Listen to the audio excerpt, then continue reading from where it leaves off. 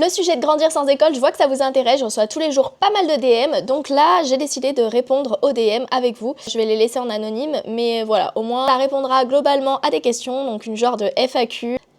Très souvent, comme ce message, c'est pour savoir quelles sont les démarches pour faire l'instruction en famille. Les démarches, j'en ai fait plusieurs vidéos, j'ai mis les titres en gros sur mon compte, donc vraiment vous avez juste à regarder les vidéos, c'est étape par étape. Désolée, je vais pas redire à chaque fois la même chose par message à toutes les personnes, c'est vraiment beaucoup, s'il faudrait que je copie-colle et tout, enfin voilà.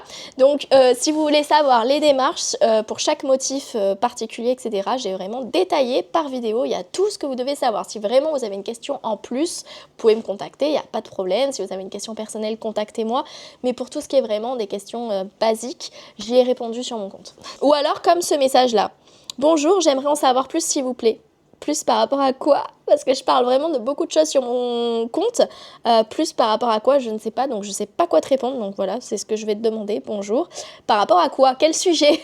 Donc s'il vous plaît, mettez-moi le sujet. Parce que vraiment, j'ai vraiment beaucoup de DM. Et j'essaie de répondre le mieux possible. Mais s'il vous plaît, mettez le sujet. Parce que j'aurais peut-être pu répondre à votre question tout de suite. Mais du coup, là, je vais revenir. Enfin, je vais attendre votre réponse et répondre quand j'aurai le temps plus tard, quoi. Donc c'est un peu dommage. Bonjour, je vous suis car nous ne voulons pas scolariser notre fille. Sauf que la loi l'interdit. Comment faites-vous? Parce que vous voyagez et avez pas de domicile fixe, donc je suppose. Ils veulent pas scolariser leur fille, mais la loi l'interdit. Alors je fais que répéter, justement, si vous suivez mon compte et si vous m'avez contacté, c'est bien parce que j'explique que la loi n'interdit pas de ne pas scolariser votre enfant. Au contraire, l'école, c'est pas obligatoire, hein, l'établissement public scolaire n'est pas obligatoire. Vous pouvez faire ce qui s'appelle l'instruction en famille, et c'est le sujet principal de ma chaîne en ce moment.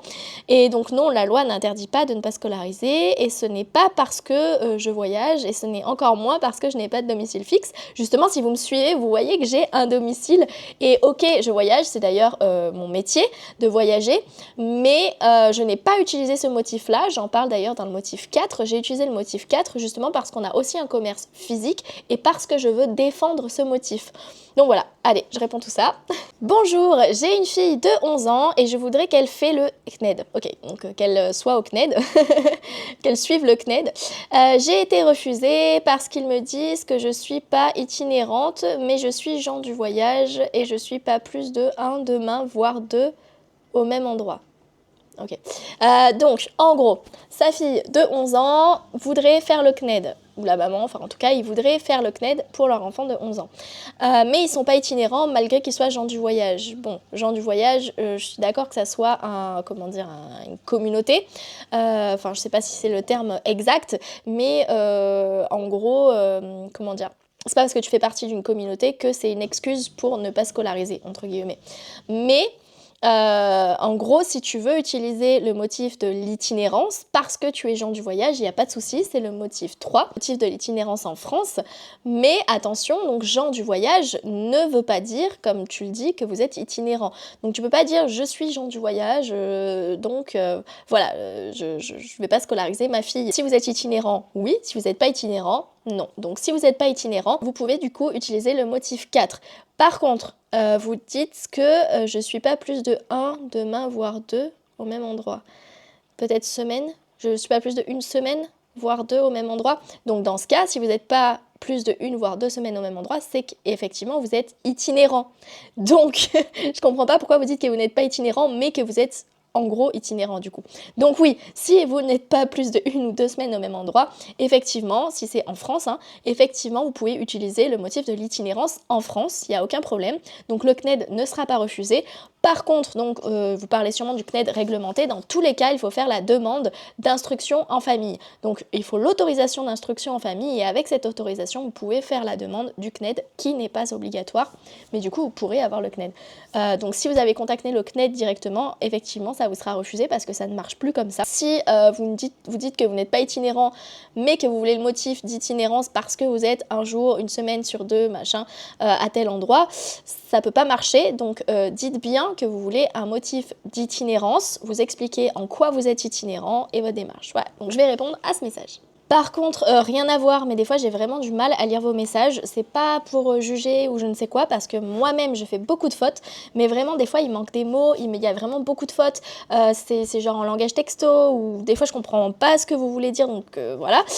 Donc faites un petit effort, vraiment un petit effort pour vous relire au moins s'il vous plaît. Moi-même je fais beaucoup de fautes, d'accord, surtout des fautes d'inattention, mais je fais quand même pas mal de fautes. C'est pas parce que je fais l'instruction en famille à mes enfants que je suis incollable et que je suis une trop forte en conjugaison, en grammaire, etc.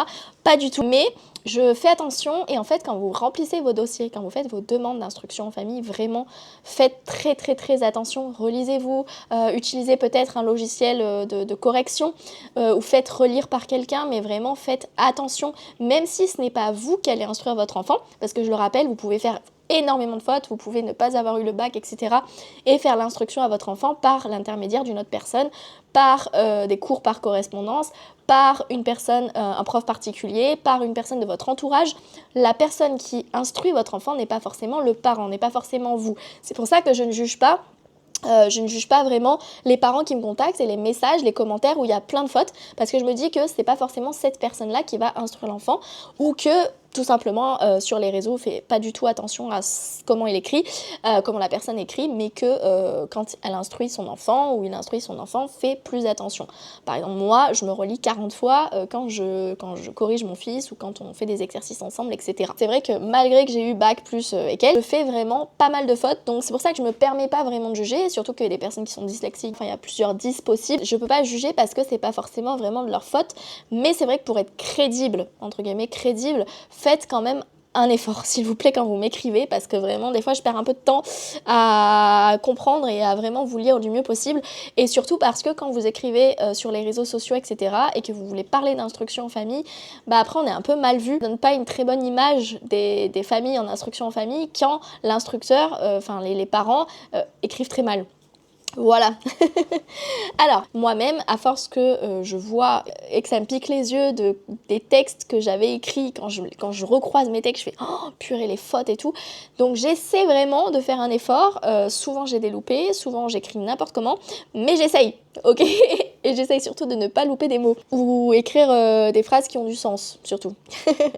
Alors, bonjour, je vous contacte suite à la découverte de votre compte, avec un petit smiley, ça c'est trop mignon. Nous avons repéré, j'écris beaucoup avec des smileys, nous avons repéré plusieurs profils dans le vôtre et nous aimerions vous proposer de la recommandation rémunérée pour une marque de cosmétiques.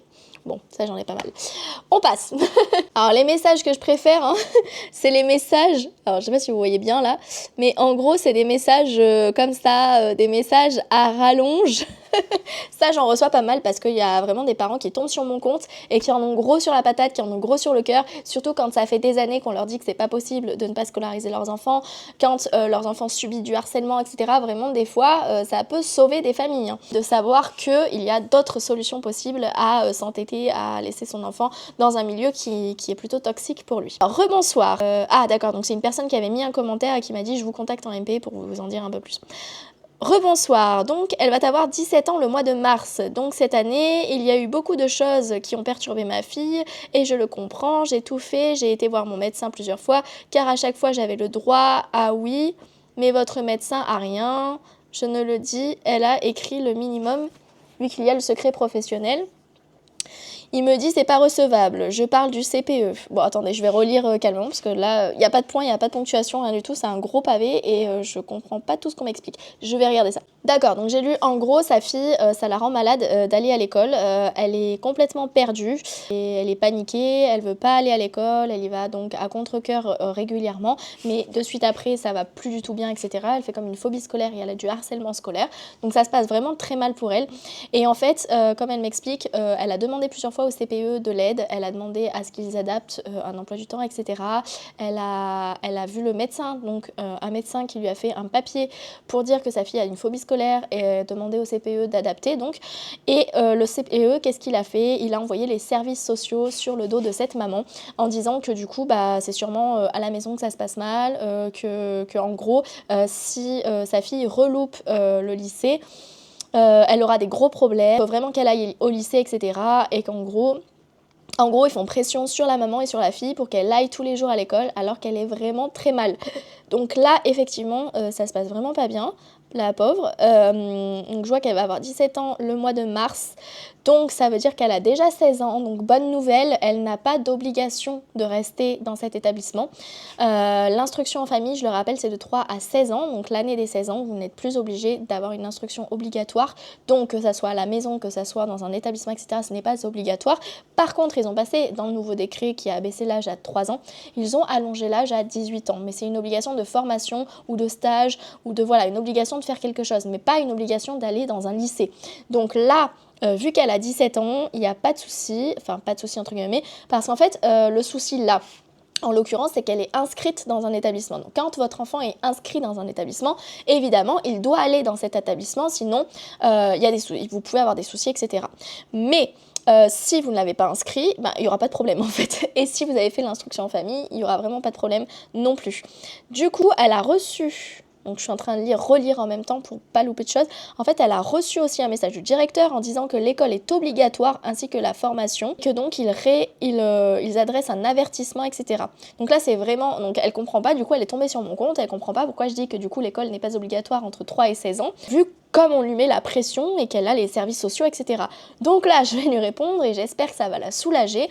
Je le rappelle donc, l'instruction, pas l'école, l'instruction est obligatoire de 3 ans à 16 ans, donc vous pouvez faire l'instruction en famille, les cours par correspondance, le CNED, etc. C'est pas obligatoire non plus, mais vous pouvez. Les parents peuvent faire l'instruction, en tout cas vous pouvez grandir sans jamais avoir mis un pied à l'école, ou vous pouvez aller à l'école quelques années puis faire l'instruction en famille, etc. etc. Voilà.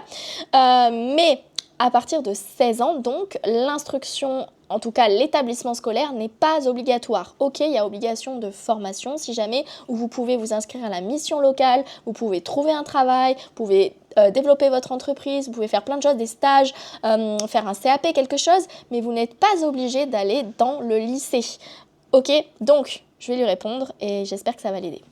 Parce qu'en plus, elle me dit vraiment, elle est paniquée. Sa fille est complètement paniquée, se rendent malades, ça leur fait mal au cœur. Littéralement perdue et complètement sous pression. Donc vraiment, c'est ce genre de message que je reçois un peu tous les jours. Et vraiment, voilà pourquoi je continue, même si j'ai pas beaucoup de vues, même si j'ai pas beaucoup de likes, même si j'ai pas beaucoup de commentaires, même si je gagne 1 euro par mois avec les TikTok. Vraiment, ça me fait plaisir de partager, ça me fait plaisir de soutenir des familles comme ça. Et voilà, et de les aider. Voilà.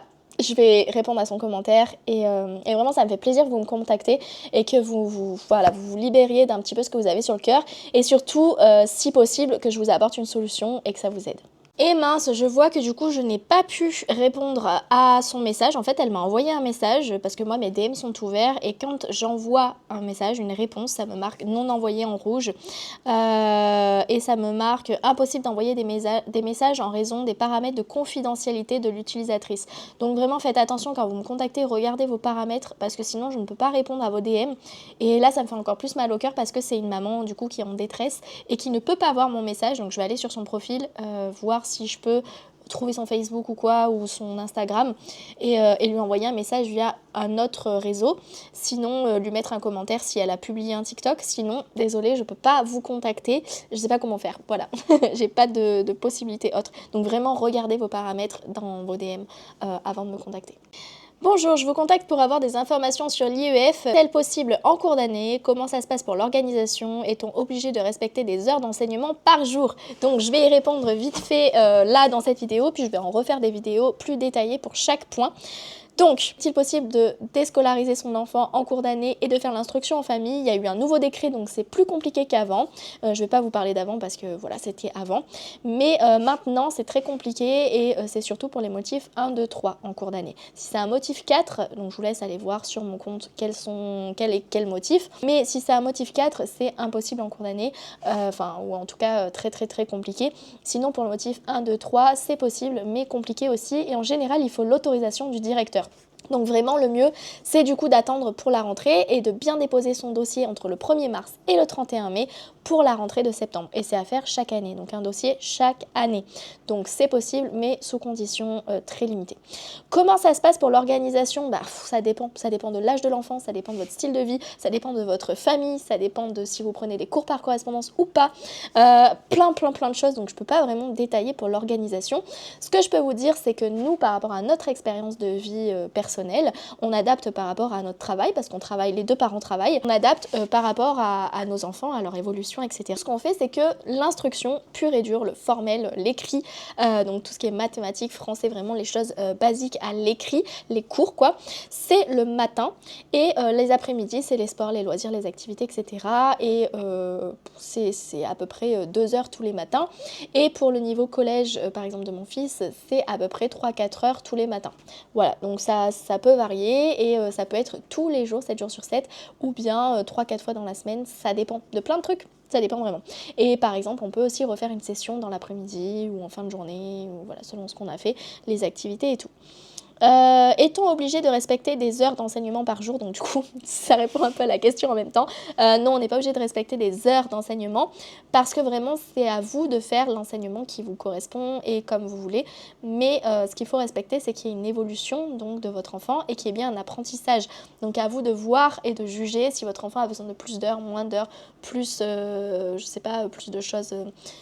être plus assidu sur du français tous les matins, 1 ou 2 heures par jour, ou pas du tout. Si vous faites des sessions de 30 minutes de ceci, 30 minutes de cela, ou si vraiment vous faites toute une matinée de telle matière, puis le lendemain toute une matinée d'une autre matière, vraiment je ne peux pas trop vous dire, ça dépend énormément. Après je sais que le collège à distance de mon fils par exemple, c'est tous les matins et c'est 40 minutes de cours avec des pauses de 15 minutes entre et voilà, donc ils font comme au collège, donc ils changent les cours. Mais jusqu'à maintenant, ce qu'on faisait, c'était par exemple le lundi matin, c'était du français et c'est pas forcément des choses brutes, c'est-à-dire que ça peut être faire un exposé. Et donc du coup rédiger des choses, faire des choses par exemple étudier sur Ésope et La Fontaine, donc différencier les textes, apprendre des textes, recopier des textes, écrire des textes, voilà plein de choses comme ça. Donc voilà. Et après ça dépend si vous avez plusieurs enfants, pas plusieurs enfants, si vous pouvez faire des niveaux communs ou pas. C'est trop variable, mais je vais vous écrire tout ça, je vais essayer de synthétiser ça en un message pour répondre à ces questions. Et voilà, sinon faut tomber sur cette vidéo pour avoir plus de détails. Bonjour, j'ai un petit garçon qui a 10 ans, on est suivi par un éducateur, ils veulent le placer, il a beaucoup de problèmes de comportement à l'école et à la maison, je fais tout ce qu'il me demande, mais rien ne va comme ils veulent. Alors là, c'est hyper compliqué de répondre à ça parce que je ne connais pas le contexte familial. Je peux pas donner mon avis personnel du fait qu'il y a un éducateur, pourquoi il y a un éducateur, etc.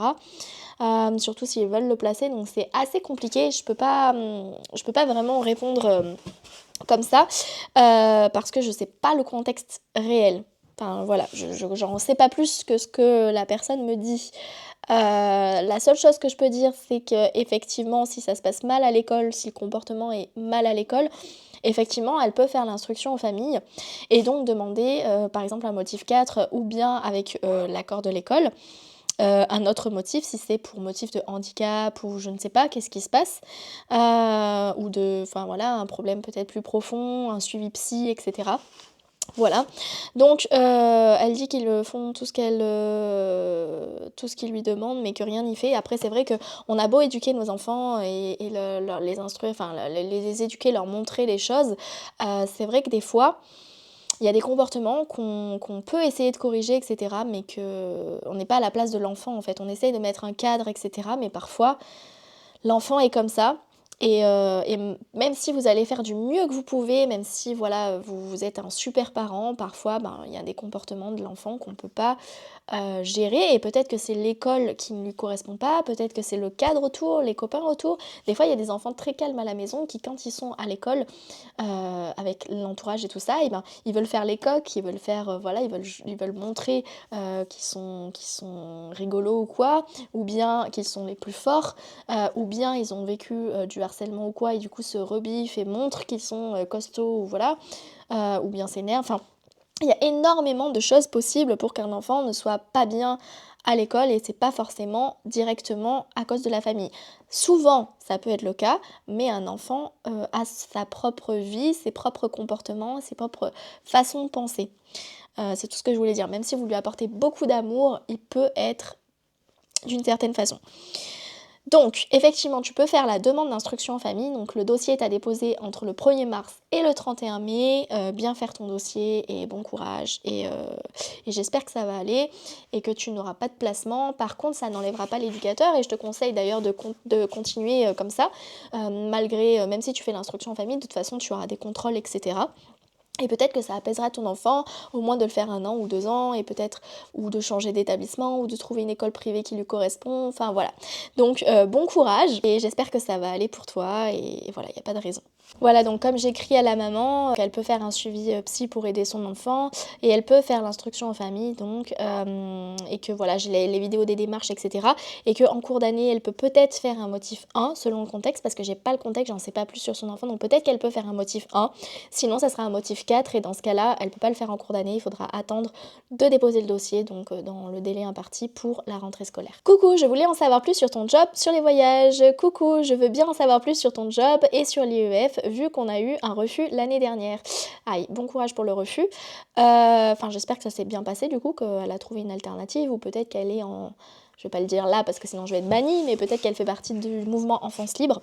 Donc du coup, sur les voyages, j'en ai parlé justement, ma vidéo est en cours de chargement sur quel est mon métier dans le voyage. Je vais l'épingler, donc ça sera une des premières, des 3 premières vidéos sur mon compte. Donc je vais épingler ce que je fais dans le domaine du voyage.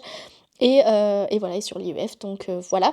Donc du coup, grâce à ce métier, je peux faire un motif d'itinérance, mais c'est pas le motif que j'utilise. Moi, j'utilise le motif 4, qui est le motif propre à l'enfant, pour tous les enfants. Voilà, je vais répondre ça. Là, je reçois un message en allemand. Grüße aus Deutschland, wie geht es dir? Du coup, je vais lui répondre. Ça me fait plaisir. Je sais pas pourquoi je reçois un message en allemand, mais c'est cool, donc je vais répondre ça. Ok. Peut-être parce que j'ai parlé dans une vidéo que j'ai été à l'école en Allemagne, je sais pas. Encore un petit pavé. Ah mince, ça m'a mis la détection du visage là, donc je peux pas trop... Voilà. Encore un petit pavé. Un petit pavé. Bonsoir, je viens de tomber sur votre compte. Très intéressant d'ailleurs. Merci. Merci, ça me fait plaisir quand je reçois ça. Parce que j'ai trop l'impression de parler dans le vent et voilà. Mais en fait, quand je reçois vos DM, je vois très bien que je suis vue et qu'il y a de l'interaction. J'ai pas 18K pour rien. Mais c'est vrai que les 18 000 sont pas très actifs dans les commentaires et les likes. Hein. On dirait que je suis, je sais pas, un compte un peu fantôme et que j'ai des faux abonnés. Mais vous êtes actifs dans les DM, donc ça me fait plaisir. Et surtout quand je reçois des messages où vous me posez des questions et vous me dites que du coup mon compte est intéressant, ça me fait plaisir, merci. Donc je me permets de vous écrire parce que je suis un peu perdue avec tout ça. Je suis une jeune maman, mon bébé va seulement avoir 1 an d'ici quelques jours. Alors oui, c'est encore tôt, mais je préfère déjà me renseigner, etc. Donc c'est très très bien de vous renseigner avant parce qu'en vrai ça va très vite. Hein. Parce que là, votre enfant il a 1 an, ça veut dire que c'est l'année prochaine qu'il va falloir faire votre dossier. Créer votre dossier pour la rentrée pour ces 3 ans. Donc ça va très très vite vraiment. Et puis plus tôt vous vous y prenez et plus tôt vous pouvez être renseigné, suivre un petit peu les lois, etc. Et surtout intégrer des groupes et des réseaux parce que bon, dès 1 an c'est un petit peu tôt, mais dès 2 ans vous pouvez déjà commencer à faire des choses, des apprentissages, des activités ludiques, etc., pédagogiques, et donc commencer à avoir un pas dans l'instruction en famille et donc commencer à rejoindre des groupes locaux qui font des sorties, qui se rejoignent au parc, etc. Et c'est cool aussi ces moments-là entre mamans parce que souvent on en a besoin. Donc, je préfère me renseigner car j'aimerais faire l'instruction en famille. Je sais que c'est de longues démarches, donc j'aimerais être au point le jour où je vais devoir me lancer. Malheureusement, aucun motif n'est possible pour nous, mis à part le motif 4 qui est accessible à tous, je pense. Oui, sauf qu'il faut, je le rappelle, que l'instructeur ait le bac. Donc ça, c'est la partie compliquée dans ce motif-là. Donc c'est accessible à tous, oui, sauf que voilà, il faut que l'instructeur ait le bac. Donc ça peut être compliqué pour certains dossiers. Donc voilà, j'aimerais avoir vos précieux conseils, s'il vous plaît, pour pouvoir réussir ma future démarche. Merci d'avance et bonne soirée. Très sympa cette dame. Je vais lui répondre. Aussi, ce que je voulais ajouter, bon, je suis beaucoup moins active qu'avant, mais j'ai aussi un groupe privé Facebook où je partage depuis les 3 ans de mon grand l'instruction en famille, donc ça fait plus de 8 ans que je partage sur ce groupe-là, groupe privé, donc vous pouvez y retrouver des exercices, vous pouvez y retrouver des PDF, vous pouvez y retrouver des blogs, vous pouvez y retrouver tous les articles de loi, des astuces, et voilà, et notre partage un petit peu de temps en temps de ce qu'on a fait, des exposés, des trucs comme ça, des astuces, comme je disais, des manuels qu'on a adorés. Voilà, tout ce qui concerne l'instruction en famille et toutes les nouveautés, tout ça, et tout ce qu'il faut voir, et des articles de journaux et tout et tout. Donc voilà, si jamais ça vous intéresse, contactez-moi et je vous donnerai le lien en privé. Ah oui, très très très important parce que je vous le dis parce que là je lui propose aussi, enfin je le dis aussi à cette maman, c'est que le plus important aussi dès que vous allez faire le dossier d'instruction en famille, c'est de prendre une protection juridique parce que si jamais vous avez besoin d'aller jusqu'au tribunal administratif, au moins vous n'aurez pas de soucis pour par exemple payer un avocat ou les démarches, etc. Donc vraiment prenez une protection juridique. Ça coûte pas si cher, mais dès que vous, avant de déposer votre dossier, enfin l'année où vous allez faire la demande, prenez cette protection juridique. Un autre message. Bonjour, j'espère que mon message ne vous dérangera pas. Je ne souhaite pas vous incommoder. Vous ne me dérangez pas. De toute façon, je le lis quand je le lis. Quand j'ai un moment. Voilà, là je suis calée, je vais bientôt partir travailler et je prends quelques minutes pour le lire. Et comme je vous dis maintenant, bah, ça me fait une FAQ. Hein. Voilà, ça me fait du contenu. Je prépare le dossier d'IEF de mon fils de 2 ans et demi qui doit faire sa rentrée en septembre prochain. Mais j'ai tellement peur d'avoir un refus ou de mal faire les choses que j'aurais aimé avoir votre avis sur la construction de mon dossier, si vous êtes d'accord, bien évidemment. Je me doute que lire un dossier complet n'est pas faisable si vous avez beaucoup de demandes similaires. C'est vrai qu'il y a eu beaucoup de demandes, surtout l'année dernière. Cette année, j'en ai pas encore trop, mais c'est vrai que je peux pas lire tout le monde, voilà, mais je peux donner mon avis. Et ce que j'ai fait surtout, c'est que j'ai partagé une vidéo détaillée de comment construire son dossier. Je vais le refaire d'ailleurs, mais de comment construire son dossier éducatif pour faire votre demande. Donc vraiment, vous avez juste à suivre les étapes et mettre ce qui vous concerne dedans. Et aussi sur mon groupe donc privé Facebook, j'ai partagé des exemples de dossiers. Blablabla, tatatam, tatatam, tam. Mais j'aurais souhaité pouvoir échanger avec vous car je n'ai personne de mon entourage qui pratique l'IEF et nous sommes bien évidemment jugés quant à notre choix. Je comprends tout à fait. C'est assez dur d'assumer ce choix et de faire respecter cette conviction quand personne autour le fait quoi. J'espère ne pas vous avoir dérangé. Passez une bonne journée. Y a pas de souci. Allez, je réponds. Là, je vois que j'ai eu une dizaine de messages concernant des prestataires de mariage parce que du coup, j'ai parlé de mon mariage, la demande en mariage, etc. Et je vais vous parler d'ailleurs de comment je vais préparer mon mariage et tout. Et du coup, là, j'ai des propositions. Par exemple, là, c'est pour un photobooth, etc. Donc, c'est cool. Et du coup, j'ai plein de prestataires qui viennent. Donc, il y en a c'est cool, il y en a c'est moins cool. Le démarchage, bon. Mais je comprends tout à fait parce que moi-même, nous-mêmes, on a des entreprises dont une dans le voyage où de temps en temps, bah, j'aimerais bien pouvoir démarcher. Je le fais pas, mais je sais que de démarcher, ça peut être lucratif. Du coup, bon, je juge pas. Chacun sa méthode comment dire, de publicité. Bon, tous ceux qui râlent parce qu'on les contacte dans les DM pour des prestations, etc. Il n'y a pas de souci, en fait, tu vois, moi j'en reçois une dizaine par jour. Il n'y a pas de problème, en fait, je peux le lire. Si ça m'intéresse pas, bah ça m'intéresse pas. Je réponds par contre, je suis polie. Je trouve que c'est la moindre des choses de répondre, même si t'es pas intéressé. Mais voilà, il n'y a pas de problème, hein. C'est une manière de communiquer comme une autre. Et puis voilà, au pire, tu passes quoi. T'es pas obligé de bloquer la personne, t'es pas obligé d'insulter la personne, t'es pas obligé voilà, d'ignorer ou quoi. Mais même si ça peut être relou, voilà, une dizaine de messages pour des prestations, bon. Mais c'est pas très grave quoi. Il y a pire. Donc au pire, bah, tu zappes, tu passes. Mais voilà. Faut pas non plus dénigrer la personne, son travail. C'est son gagne-pain surtout. Bonjour, nous faisons partie de la communauté des gens du voyage et j'ai été refusée à l'instruction en famille. Pourtant, ma petite fille souffre de phobie scolaire. Est-ce que vous pouvez m'aider? Merci. Il y a vraiment beaucoup de personnes de cette communauté-là qui me contactent. Ça me fait plaisir aussi parce que si je peux aider, bah, tant mieux. Peu importe la communauté.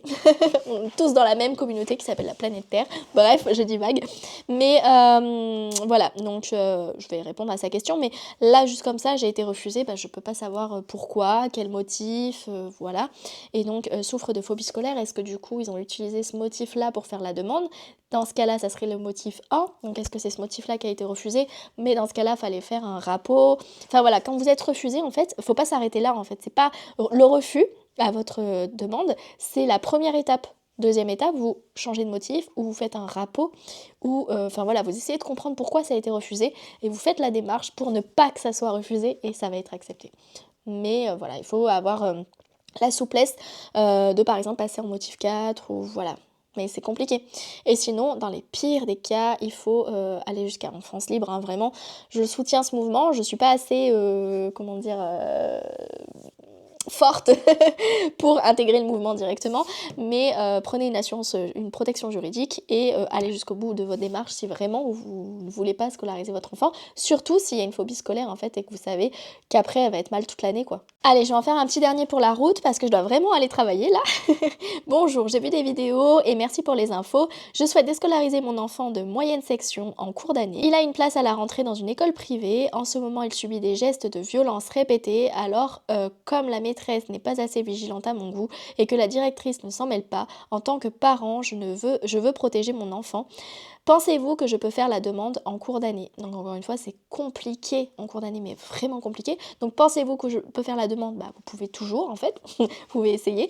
Mais sinon il faudrait monter un dossier motif 1 en cours d'année. Sinon il faut attendre la rentrée. Il faut attendre la rentrée. Voilà, ou le changer d'établissement. Donc quand je dis il faut attendre la rentrée, il faut faire le dossier entre le 1er mars et le 31 mai pour la rentrée. Donc attendez pas la rentrée pour vous réveiller et faire le dossier. Hein. La demande, elle est vraiment entre le 1er mars et le 31 mai pour un motif 4. Sinon, vous pouvez tenter là maintenant de faire un motif 1. Voilà. Allez, j'espère que cette FAQ a répondu à quelques-unes de vos questions.